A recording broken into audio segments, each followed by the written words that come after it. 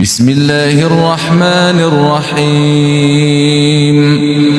الحمد لله الذي خلق السماوات والأرض وجعل الظلمات والنور ثم الذين كفروا بربهم يعدلون.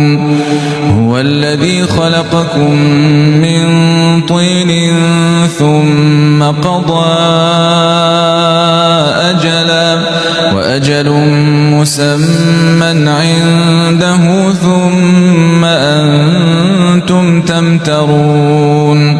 وهو الله في السماوات وفي الأرض يعلم سركم وجهركم ويعلم ما تكسبون. وما تأتيهم من آية من آيات ربهم إلا كانوا عنها معرضين.